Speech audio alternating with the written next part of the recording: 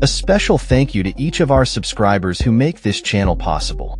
Here's today's story. In a remarkable turn of events, a federal judge has temporarily halted the deportation of 8 immigrants to South Sudan, a country currently engulfed in civil war. This decision came just hours after the Supreme Court cleared the way for the Trump administration to proceed with the deportations, raising significant legal and humanitarian concerns. The case has garnered widespread attention as it highlights the complexities of immigration law and the implications of sending individuals to regions where their safety is severely compromised. On Thursday, the Supreme Court affirmed that U.S. immigration officials could deport individuals to countries to which they have no connections.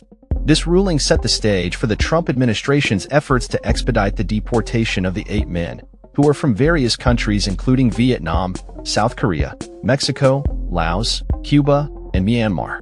Notably, only one of the men is originally from South Sudan, raising questions about the fairness and legality of their deportation.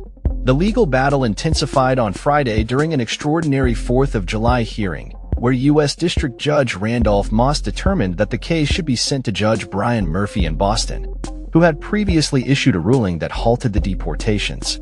Moss extended the temporary halt on the deportations until 4:30 p.m. Eastern Time, leaving the door open for further legal arguments to be presented. The 8 men awaiting deportation have been convicted of serious crimes, including murder. The Trump administration has cited these convictions as justification for their removal. However, lawyers representing the migrants argue that deporting them to South Sudan would expose them to perilous conditions, as the U.S. government has advised against any travel to the country due to ongoing violence and instability. The administration's attempts to deport the men have faced numerous legal challenges. The group had been held at a U.S. military base in Djibouti for several weeks, awaiting transfer to South Sudan. During this time, the legal landscape shifted dramatically, with the Supreme Court vacating previous rulings that had protected the migrants from being sent to a new country without the opportunity for a court hearing.